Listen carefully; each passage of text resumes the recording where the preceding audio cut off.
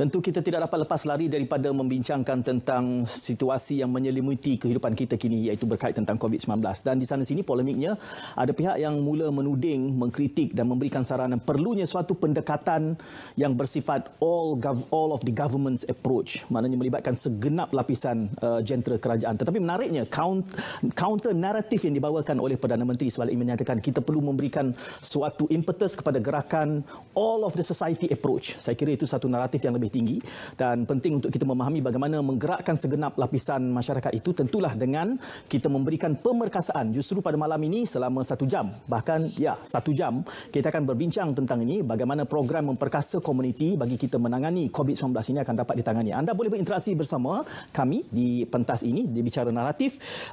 Nanti boleh memanfaatkan Facebook Live kami dan begitu juga anda yang menonton di saluran berita RTM dan juga My Freeview 123. Dan saya sangat bersyukur pada malam ini kerana dikurniakan dengan regu panelis yang mewah. Semua punya tengoklah senyum awal-awal lagi panel saya. Apa lagi yang perlu saya tanyakan kalaupun tidak membuka langkah dan mempersilakan pencaknya ketiga-tiga panel saya malam ini.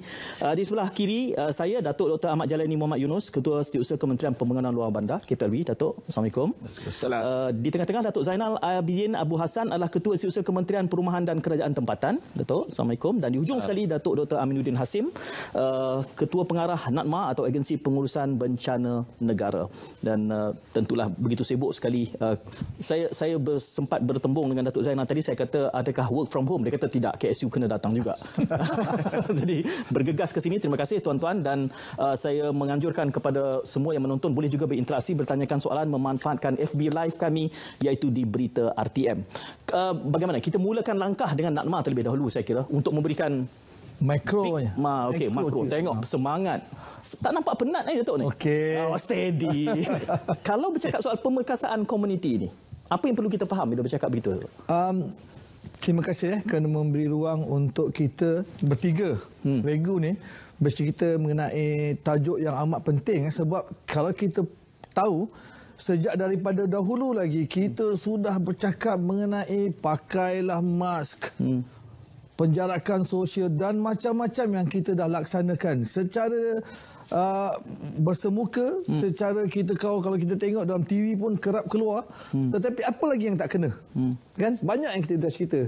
Dan saban hari kita duduk di hadapan TV, kita melihat bahawa kes COVID ni makin naik. Apa lagi yang tak kena? Itu yang kita cuba merencanakan. InsyaAllah dalam malam ini cuba menghuraikan beberapa perkara yang kita cuba sampaikan. Kalau NADMA, Agensi Pengurusan Bencana Negara, orang selalu associatekan dengan banjir.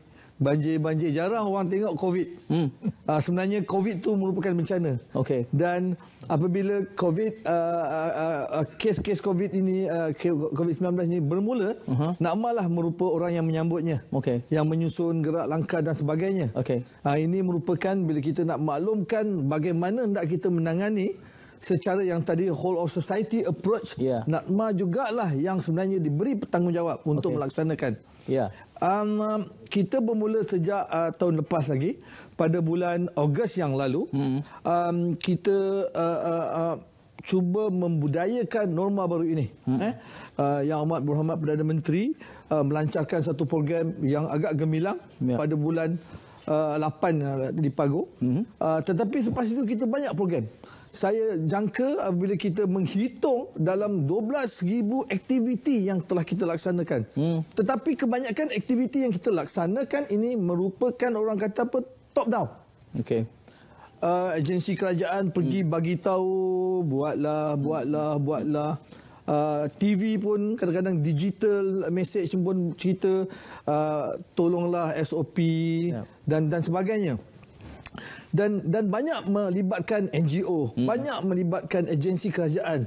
So saya merasakan bahawa ini mungkin top down agaknya tidak berapa kena caranya. Kan sebab kita kerap memberitahu orang tolonglah.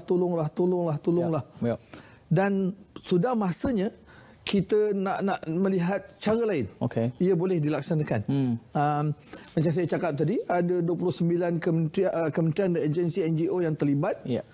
12,000 aktiviti, program macam-macam yang kita laksanakan. Okay. We spend money on that. Hatta daripada kerajaan negeri pun kita libatkan, kerajaan persekutuan kita libatkan, dan banyak lagi pihak-pihak yang kata yang mahu melibatkan diri supaya rakyat faham. Kita pergi ke pasar malam, kita pergi ke pasar ke mall-mall.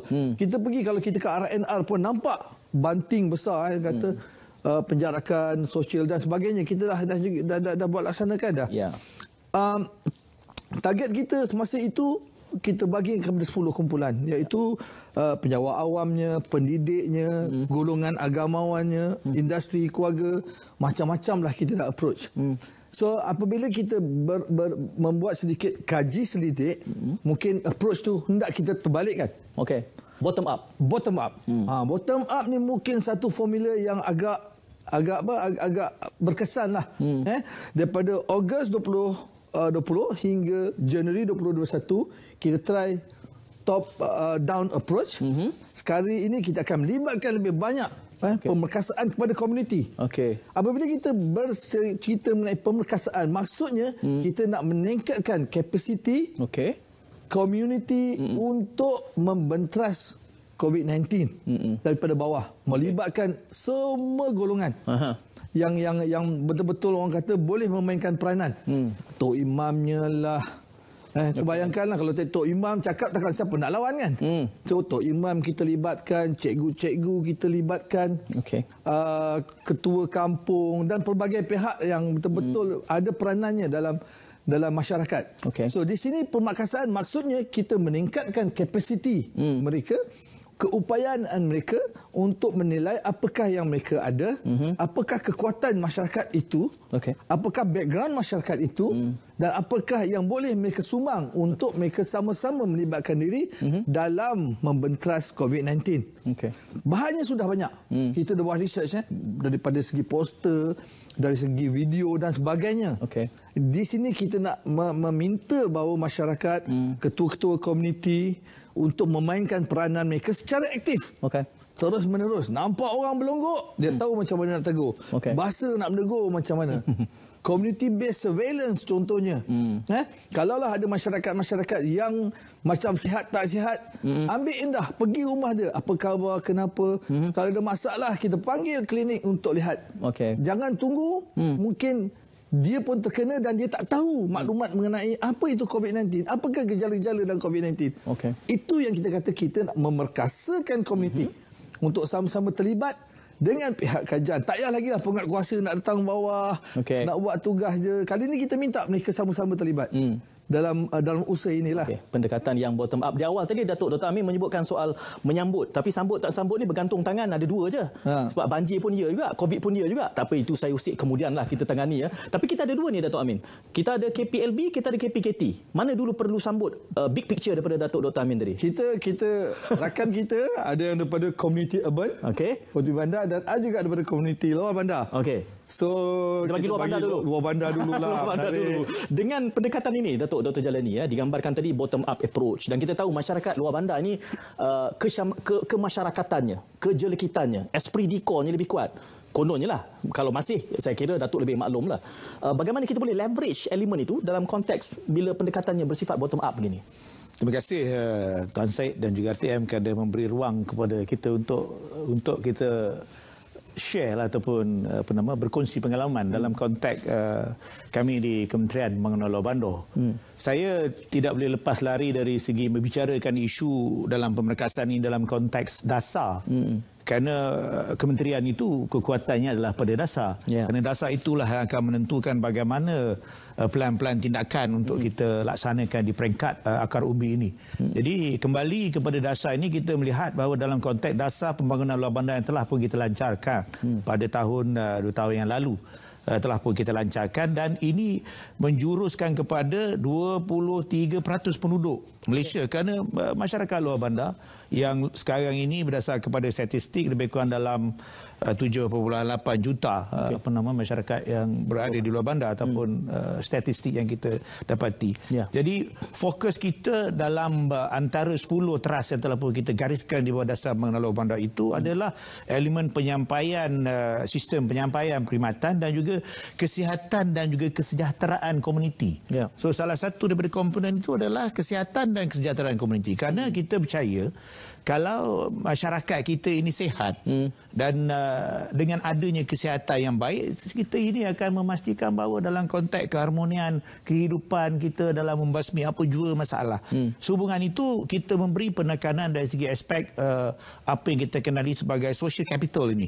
Kerana social capital ini amat mustahak. Dan perkara ini bukan baru di luar bandar. Dari zaman dahulu pun kalau kita tengok dalam empire kerajaan yang telah tertubuh zaman dahulu pun memang menumpukan aspek social capital ini. Jadi di negara kita ini dari segi aspek institusi social capital ini dah ada. Kita tahu bahawa di kampung ada kita punya ketua kampung, kita ada kalau di negeri itu kita panggil Tok Empat. Ataupun kita ada dipanggil jawatan kuasa surau, kita ada dipanggil sebagai belia punya penubuhan sebagainya dan juga berbagai-bagai. Jadi institusi ni saya lupa, institusi pengulu contohnya. Kan ini telah berlaku lama. Jadi dengan adanya institusi-institusi ini yang menjadi sebagai elemen social capital itu, saya percaya bahawa elemen komuniti ini dapat kita perkasakan. Dan bagi tujuan itu juga, kalau kita lihat bahawa dalam konteks COVID ni, KPLB telah menyahut seruan kerajaan sejak daripada mula lagi. Malah sebelum itu, kerana sebelum ada COVID pun kita ada masalah lain, contohnya masalah wabak anjing gila di Sarawak yang berlaku sebelum ni. Jadi kita juga memberi penekanan dari segi aspek-aspek ini dengan mencari jalan macam mana. Jadi kerjasama kita dengan pihak NAKMA dan juga pihak agensi-agensi yang berkaitan serta kementerian-kementerian ini amat rapat sekali dalam menyelesaikan, kerana kita tidak melihat ia dalam bentuk yang silo. Kerana keadaan ini walaupun berlaku di luar bandar, dia akan merebak ke bandar, ataupun ke bandar akan pergi ke luar bandar. Jadi dia memang ada pertalian dan tidak boleh kita pisahkan sama sekali. Jadi inilah yang saya ingin memberi penekanan bahawa elemen penekanan dari segi aspek social capital khusus kepada institusi-institusi yang ada di peringkat akar umbi ini harus kita mantapkan. Jadi dengan ada pemantapan ini, insya-Allah mereka sendiri boleh mengambil tindakan. Contoh melalui apa yang Datuk Amin katakan tadi, dipanggil social dipanggil tadi, social capital, macam community policing contohnya, community surveillance sebagainya. Ini boleh dibuat dan tak perlulah pihak kerajaan ataupun pihak penguatkuasa untuk melakukannya kalau kita sendiri boleh memainkan peranan ini. Jadi saya amat percayalah dalam konteks begini kita telah pun ada di peringkat luar bandar focal point kita yang berada di segenap pelusuk negara ini, di peringkat mukim, di peringkat kampung, di peringkat daerah kita dah ada. Jadi kalau kita gerakkan aspek tabi urus di setiap level yang ada ini, saya percaya bahawa usaha untuk kita perkasakan komuniti ini dalam menangani aspek COVID-19 ni boleh kita lakukan, dan bukan satu benda yang retorik tapi benda yang betul yang boleh kita lakukan. Menariknya kerana Datuk Dr. Amin tadi mengatakan ada dua ni, satu yang luar bandarnya dan satu lagi yang settingnya urban, ditujuk kepada KPKT ni, kerana kita tahu set nilainya pun tak sama. Di luar bandar ni mungkin dah ada struktur-struktur seperti yang digambarkan tadi. Jadi bagaimana pula penekanan ataupun pendekatan dibawakan oleh KPKT? Kena tahan nafas dulu, kita masanya untuk kita berehat, dan setelah itu kita cuba melihat apakah pandangan awam di Facebook berkait tentang pemerkasaan komuniti ini. Okey, bercakap tentang pemerkasaan komuniti di dalam menangani COVID-19 ini, dibawakan secara langsung bicara naratif 3 panel kami bawakan, iaitu Ketua Pengarah NAKMA sudah pun membicarakan tadi tentang the big picture, bagaimana pendekatan baru ini bersifat bottom up, bukan lagi top down seperti mana sebelumnya, dan disambut pula oleh KSU KPLB seketika tadi melihat bagaimana social capital yang sedia ada di kawasan luar bandar itu akan diperkasa, dimanfaatkan. Dan saya gantung satu soalan kepada KSU Kementerian Perumahan dan Kerjaan Tempatan. Gambarannya kita ada wakil yang mungkin memberi memberikan gambaran masyarakat luar bandar dan KPKT kelihatan settingnya lebih urban. Juga menyambut Pamuji Him di Facebook mengatakan, pendek kata, semua lapisan masyarakat berganding bahu dengan agensi yang sedia ada untuk memerangi COVID-19. Tapi kalau dalam setting KPKT pula, melihat kepada expectation dan nilai urbanisasi itu, bagaimana concern itu, keprihatinan itu ditangani dengan strategi yang diperkenalkan kementerian? Datuk. Terima kasih Tuan Syed. Terlebih dahulu saya ucapkan terima kasih kerana menjemput kami dalam program ini. Saya ingin menekankan bahawa agenda pemerkasaan komuniti ini bukan baru sekarang kita bincang. Okay. Sebenarnya di dalam daripada peringkat awal lagi apabila kita perkenalkan PKP, antara concern kita pada masa itu bersama-sama dengan agensi lain dalam mesyuarat di MKN ialah bagaimana kita untuk memperkasakan komuniti, khususnya di kawasan bandar. Sebagai mana kita sedia maklum, 76% atau 77% daripada penduduk negara ini di dalam kawasan di bandar atau di kawasan perbandaran. Yeah. Dia punya setup dia berbeza. Kan, kalau tadi Datuk Jani mengatakan luar bandar, tapi di bandar dengan 76% daripada masyarakat kita berkasar bandaran dan dengan setup yang berbeza. So kita perlu tangani, kita dari awal ni kita sedia maklum memang kita perlu tangani bagaimana untuk kita memperkasakan mereka. Kerana tidak mungkin agensi kerajaan boleh mencapai kepada semua setiap individu masyarakat itu untuk memastikan mereka memahami pada ketika itu dan membudayakan norma baru itu. Oleh sebab itu kita telah dah memang daripada awal pun kita dah ada kita punya SOP yang bagaimana untuk sebagai saya sebut top down approach tu, bagaimana masyarakat boleh berfungsi untuk mengamalkan budaya-budaya baru ini. Di Kementerian PKT kita ada 3 segmen yang kita perlu tangani. Satunya melalui PBT yang fokusnya ialah kepada kita khusus kepada bagaimana untuk memastikan komuniti meneruskan kehidupan mereka dalam keadaan yang terkawal, dalam keadaan SOP yang perlu dikawal. Masyarakat yang terkesan dengan PKP, khususnya yang dalam sektor yang non formal, penjaja, termasuklah peniaga-peniaga kecil yang berniaga di pasar pagi, di pasar awam. Itu kita dah sediakan SOP dan mereka alhamdulillah mereka telah memudayakan mengamalkan hingga kalau kita lihat sekarang, kalau kita pergi pasar pagi, kita pergi pasar malam, budaya itu telah diamalkan dan dikuatkuasakan oleh masyarakat itu sendiri melalui PBT. Dan ada segmen ialah yang direct kepada concern juga direct daripada kementerian ialah komuniti PPR, kawasan perumahan rendah ni. Di negara ini kita ada 90 PPR yang sebahagiannya diuruskan sendiri oleh Kementerian KPKT dan juga di negeri ada juga yang diuruskan oleh negeri. So yang ini kita sediakan SOP daripada awal. Bagaimana untuk menguruskan kerana mereka dalam suasana PPR ni dalam kawasan yang padat, mungkin rumah pun bila semua orang dah ada berada di rumah mungkin dan sesak. So memang kita concern dari awal dan alhamdulillah setakat ini dengan SOP semua itu kita nak kata kita berjaya sepenuhnya mungkin belum lagi.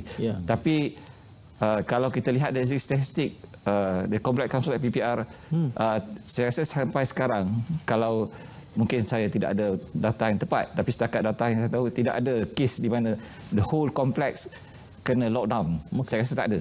Mungkin ada di kawasan negeri yang bukan di bawah pengurusan KPKT, mungkin because data begini yang sahihnya ialah daripada Kementerian Kesihatan.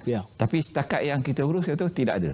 So menunjukkan apa yang kita telah cuba terapkan daripada awal berlaku. Cuma cabaran kita sekarang lah untuk memastikan bagaimana budaya ini terus diterapkan dan terus diamalkan dan dikuatkuasakan oleh mereka sendiri. So itu yang menjadi agenda kita seterusnya lah, sebagaimana yang Datuk Amin cakap. Dan saya yakin berdasarkan dah hampir setahun, dah 10 bulan kita dalam tempoh ini, masanya untuk kita memberi keyakinan kepada komuniti untuk mereka menguatkuasakan. Dari segi amalan, dari segi kaedah, kefahaman, saya yakin mereka sudah faham. Sekarang ni bagaimana untuk kita memastikan komuniti itu terus bergerak dan menguasakan sendiri tanpa kita memberi arahan. Itu agenda kita seterusnya. Saya nak berbalik kepada Ketua Pengarahan Anwar kerana messaging kita, apa bentuk mesej yang kita sampaikan kepada penonton. Pemerkasaan ini selalu dikaitkan dengan undang-undang. Tetapi tadi kita menggunakan beberapa istilah yang sifatnya social science seperti social capital, social surveillance. Surveillance itu sendiri pun mungkin memerlukan perimeter undang-undang. Di kampung mungkin orang masih menghormati. Ketua kampung marah, cabut lari semua. Di bandar polis pun kena lawan. Jadi dua set nilai yang tak sama ni. Bila kita bercakap soal pemerkasaan ini, tadi kedua-dua KSU mengatakan bahawa ia sudah entrenched, sudah sebati lama. Cuma hari ini kita nak meletakkan settingnya di dalam menangani COVID-19. Kita belum cakap banjir lagi. Banjir Datuk kena datang semula lah. Sebab itu tajuk kemudian. Social capital, memerkasa tanpa ada perimeter undang-undang, pembudayaannya. Ini semua benda yang besar ini. Datuk Amin. Kalau dalam setting yang agak bebas, maksudnya kita perlu mengandaikan bahawa setiap orang perlu memainkan peranan. Mudah nak cakap. Setiap orang ada peranan masing-masing dan boleh melaksanakan. Tetapi kadang-kadang mereka tertanya, apa yang nak dikuatkuasakan? Apa yang sebenarnya berlaku? Jadi yang penting dalam masa ini, kita tahu COVID-19 otoritinya ialah KKM. Semua knowledge, semua pengetahuan, know-how semua ada dengan Kementerian Kesihatan Malaysia. Di situlah kita minta Kementerian Kesihatan. Mereka ada special department yang akan cuba translatekan kepada bahasa yang mudah dipaham. Dan apabila kita dapat memahamkan, sama ada di dalam setting urban, sama ada di dalam setting luar bandarnya tadi, so mudah untuk kita bagi tahu, okey, COVID-19 bahaya dia lah A, B, C, D, E, F, G. Sebab orang tak rasa, orang tak tahu. Jadi kita boleh tunjukkan live example, benda-benda yang betul-betul berlaku. Mungkin orang yang dah terkena tu bercakap. Jadi kita boleh simpati, kita boleh menghayati untuk kita menegur orang lain. Kemudian keduanya, macam mana nak tegur? Takkanlah kalau di rural macam Tuan Syed cakap tadi, ketua kampung berdehem, semua orang berkabut. Cabut semua. Semua cabut. Kat sini, kalau di urbannya, bagaimana caranya? Itu dan ada dua penterjemahan. Bagaimana kita nak menguatkuasakan yang tadilah, yang apa nak menegur COVID-19, pemerkasaan tadi. Jadi mungkin di situ kita bagilah mungkin orang-orang yang berpengaruh. Kalaulah dalam mesej-mesej yang sebelum ni kita menggunakan influencer dalam urban setting kan, orang yang ada pengaruh, orang kata apa ni, selebriti dan sebagainya, ini mungkin boleh mempengaruhi peranan kita yang nak dimainkan di urban. Dan kalau banyak kita di urban pula, banyak rumah strata. Kita nak tahu, okey, peranan strata tu mungkin orang bawah tak bercakap dengan orang atas dan sebagainya. Dan bagaimana mesej nak kita laksanakan supaya mereka tahu bagaimana nak melaksanakan peranan masing-masing tadi. Di luar bandarnya, lain pula. Tok Imam kalau bercakap siapa melawan, siaplah. Kan? Tak rasalah. Jadi di situ macam mana kita nak memberi peranan kepada Tok Imam. Yang penting di sini kita nak beritahu bahawa community based surveillance, community policing, empowerment itu berjalan tanpa kita supervise. Kita cuma didik, kita cuma guide, kita cuma bagi tahu okey, ini adalah cara-caranya yang sesuai. Tolonglah laksanakan, sebab kita hendak kalau boleh penguatkuasaan yang sedia ada kita tarik ke belakang sikit, dia akan fokus kepada perkara-perkara yang lain. di sinilah pentingnya peranan komuniti, cikgu-cikgu tadi, SUK, DO yang kita cakap tadi, penghulu ada cakap kospennya, kemas ni dan sebagainya. Sudah ada strukturnya di bawah tu. Bagaimana mereka sama-sama dapat mempengaruhi rakan-rakan penduduk, sama ada di setting bandarnya atau di setting luar bandarnya untuk melaksanakan sistem tegur-menegur tadi, supaya COVID-19 tadi dapat kita bendung secara dalam masyarakat tanpa perlu pengawasan yang ketat daripada pihak berkuasa. Tuan Syed, saya rasa kita akan tangani jawapan daripada Datuk Zainal tu bicara naratif, memberikan suluhan kepada persoalan bagaimana kita boleh perkasa masyarakat agar ia menjadi mata telinga dan juga pembina budaya baru, norma baru di dalam usaha kita menangani COVID-19. Ketua Pengarah Nakman tadi bercakap tentang banyak disebut tadi tentang komuniti PBT, juga komuniti Starata. Agaknya sebab itulah kita KSU, KPKT dia nak mencelah. Saya menahan tadi, saya bagi ruang kepada Datuk Zainal. Saya nak sentuh dari segi segmen strata ni. Ada dua. Satu segmen strata yang satu lagi segmen strata juga tapi PPR. Saya dah sebut yang strata ni. Strata ni dia ada badan dia yang menguruskan, mereka sendiri yang menguruskan melalui JMB atau MC, Joint Management Body atau Management Corporation. So this body ditubuhkan melalui undang-undang, tetapi ditubuhkan oleh komuniti itu sendiri. So mereka boleh membuat peraturan undang-undang untuk menjaga keselamatan dan kesejahteraan komuniti ini. Dan setakat ini saya lihat berdasarkan pengalaman saya di KPKT ini, JMB ini mereka perlu buat kerja dengan betul. Kerana kalau tidak betul, komuniti sendiri itu yang akan mengkritik mereka. Dan saya rasa itu satu instrumen yang kuat untuk mereka memperkasakan budaya ini dan mengawal dari segi merebaknya tadi. Di PPR pula, di PPR kita menggunakan the local leaders yang kita telah pimpin. Even sebelum ini pun memang ada kita program pemufakatan kemasyarakatan, program komuniti yang dianjur oleh KPKT dan juga PBT di bawah dasar komuniti negara.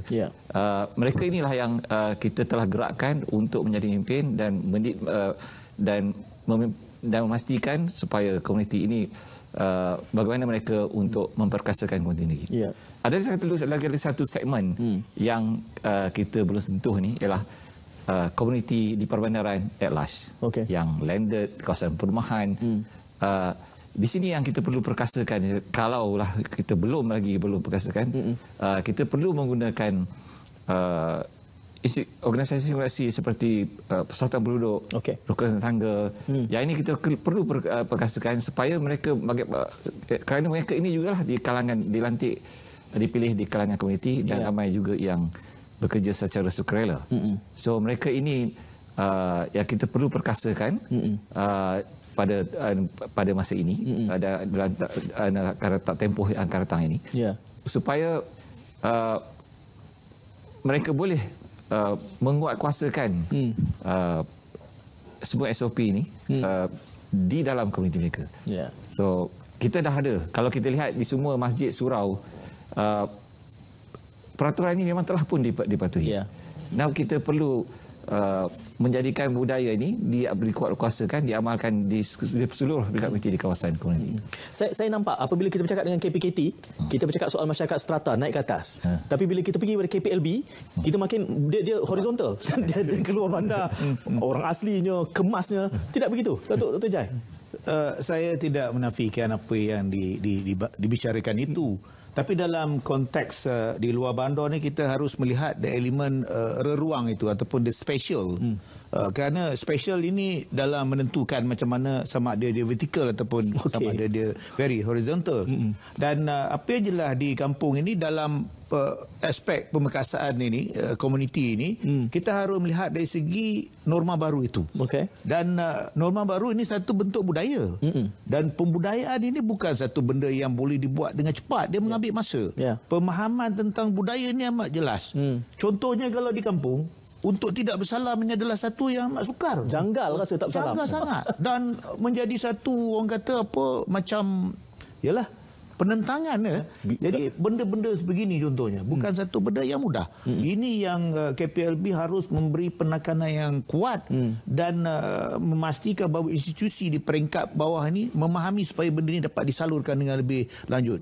Kita ambil contohnya di JPKKOA ataupun Jawatankuasa Pembangunan dan Keselamatan Kampung orang asli. Selain daripada JPKK yang di peringkat Kampung Melayu, tapi dia orang asli pun ada, untuk memastikan mereka ini memahami dan dapat menyalurkan maklumat-maklumat ini kepada masyarakat orang asli itu bukan satu benda yang mudah. Dan ini memang memerlukan orang kata komitmen yang begitu jitu sekali. Di sinilah peranan yang dimain oleh agensi contohnya macam JAKWA, KEMAS dan semua agensi-agensi yang ada di bawah kementerian dan juga agensi-agensi yang lain sama-sama untuk memastikan bahawa proses pembelajaran, pembudayaan ini, pemahaman secara lebih perinci dapat dibuat. Kerana kita harus faham, Tuan Syed, kerana dalam kadang-kadang di kampung ni, satu rumah tu kadang-kadang ada 2-3 kelamin di situ. 2-3 keluarga duduk dalam satu rumah. Jadi proses social distancing bukan mudah. Bukan mudah. Kadang-kadang satu toilet kongsi sampai 10-20 orang. Ini bukan satu benda yang mudah. Tidak sebagaimana di bandar kadang-kadang ada nampak dia punya demarcation. Di kampung, ini memang sukar.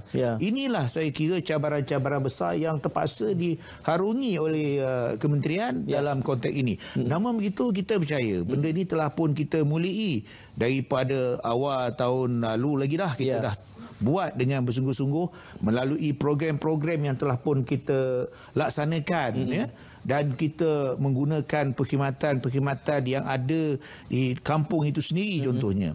Jadi kita percaya dengan adanya kebersamaan ini dalam kita mengarungi permasalahan ini dapat kita buat. Dan kita dapati bahawa di masyarakat kampung telah mula menjedari. Telah nampak ada kesan yang jelas. Mereka pun dah buat pemeriksaan sendiri. Orang bandar sekarang bila tak ada PKP berlari keluar bandar. Pergi duduk di kampung contohnya. Nak menghirup udara yang lebih bersih. Nak duduk di di chalet-chalet yang ada di luar bandar itu. Jadi nampaknya mereka telah pun mengadakan pemeriksaan sendiri dan memastikan orang yang datang ke kampung mereka ini orang yang sihat, orang yang tidak ada gejala dan sebagainya. Jadi ini menunjukkan bahawa pembudayaan itulah mula berlaku insya-Allah. Dan kita mengharapkan kalau benda ini diteruskan lagi, saya pasti bahawa akan lebih banyak lagi usaha-usaha ini dapat dibuat dan elemen apa yang kita katakan sebagai norma baru ini bukan satu benda yang tidak boleh kita lakukan dan saya pasti ini boleh kita laksanakan secara lebih menyeluruh lagi. Saya pun agak teruja dalam kita punya perbincangan sebelum-sebelum ini. Contohnya untuk kita sekarang ni, untuk masuk sesuatu kawasan, dia dah buat dia orang punya surveillance sendiri. Halangan sendiri. Tak boleh masuk. Saya dimaklumkan baru-baru ni bahawa beberapa komuniti rumah panjang contohnya tidak membenarkan pelawat daripada luar untuk datang. Sebab mereka tahu tak tahu siapa yang akan datang. Melainkan dia kata saya dah buat swab test dan sekalinya saya okey negatif, dan baru dia orang boleh datang. Tapi sukarlah. Contohnya dalam kita menghadapi banjir, sebut 5-6 kali pasal banjir tadi. Dua kali. So bila NGO nak menyumbang kali ini, nak datang ke Pahang contohnya, ada syarat-syarat khusus diberikan. Kita kena faham bahawa tahun ini tahun yang amat sukar. Kita ada bencana dalam bencana. Kita ada banjir dalam COVID-19. Kita ada COVID-19 dalam banjir. Dua-dua itu boleh bertukar-tukar. Jadi kita tidak mahu nanti apabila mereka turun ke bawah nak membantu, mereka kena ataupun pembawa. Itu yang kita tidak mahu. Jadi itu yang kalaulah dapat sistem yang secantik ini, maksudnya komuniti sendiri dapat menguatkuasakan, memperkasakan apa yang telah kita ada, SOP ke, namakanlah apa pun dia, benda kalau mereka dapat melaksanakan untuk kita lagi cantik. Jadi kuatkuasaan daripada pihak berkuasa tak payahlah kita laksanakan. Kita tahu komuniti sekarang melaksanakannya dengan sistem yang sedia ada. Sama ada di bandar ke ataupun di luar bandar. Cuma sekarang persoalannya, apakah tools, apakah metodologi, apakah latihan yang perlu kita laksanakan. Dalam hal ini, alhamdulillah kita bekerjasama dengan NGO, kita bekerjasama dengan beberapa influencer tadi, kita bekerjasama dengan beberapa pihak yang ada kaitannya dengan community untuk membangunkan satu modul latihan yang bukan latihan lah, modul yang macam mana mereka boleh gunakan template ini untuk mereka laksanakan perkara-perkara tadi. Memang bukan mudah untuk melaksanakannya sebab macam tadilah. Kalau tak salam, tak bertegur lah 3-4 bulan lepas ni. Dia rasa dosa tak salam. Kita kena bagi why, kenapa. Untuk period, untuk masa sekarang ni sebab COVID-19. InsyaAllah kalau berakhirlah malapetaka ini, kita akan kembali kepada asal. Tetapi untuk kembali kepada asal, kita kena bekerjasama. Kita jaga kita kali ni. Dah tak ada orang lain dah. Kita jaga kita. Ya, menariknya kerana tadi bila kita bercakap soal pembudayaan baru ni, kedua-dua KSU mengatakan bahawa sistem nilainya itu sudah ada, tapi pelaksanaan, saya menangkap apa yang Datuk Zainal nyatakan tadi bahawa PPR ada kaedahnya, strata ada kaedahnya, tetapi ada kalangan masyarakat yang perumahan ini yang mungkin perlu ditangani kalau belum ada. Isunya sama ada atau belum ada. Dan way forward ini adalah untuk membina kaedah-kaedah supaya mereka kendiri di dalam memperkenalkan perimeter ataupun apa juga. Bagaimana pengalaman itu boleh dilaksanakan dalam realiti cabaran semasa ini dalam konteks KPKT?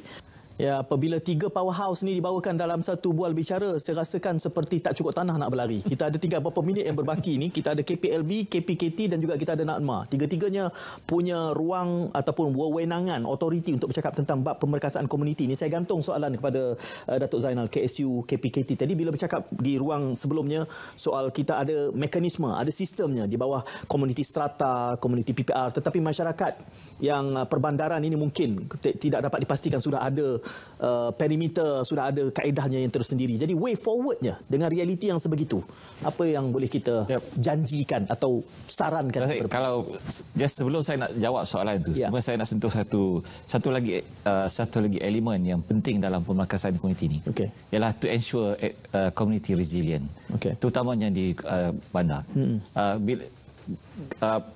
Community resilient ini ialah untuk bagaimana memastikan bahawa keadaan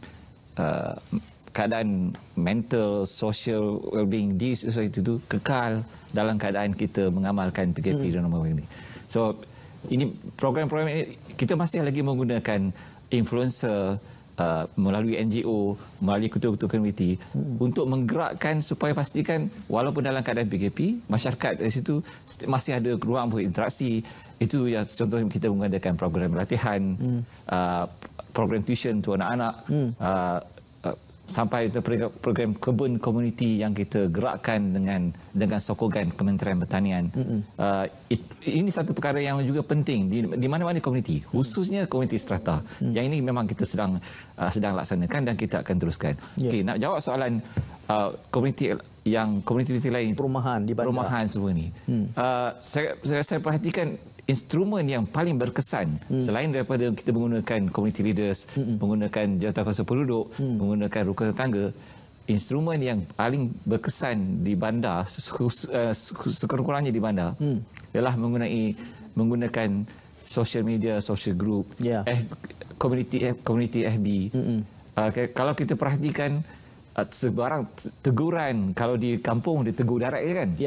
Kalau di bandar ni, WhatsApp group, FB group komuniti itu, yang itu yang paling berkesan untuk menegur. So yang ini memang kita galakkan dan kita memang ini digerakkan oleh komuniti itu sendiri.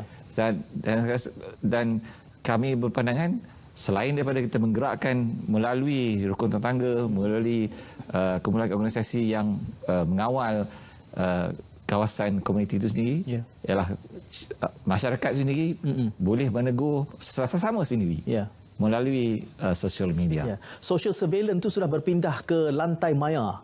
Kalau dulu pergi datang tegur, sekarang ni dia help dekat situ je, ketua kampung semua sama juga.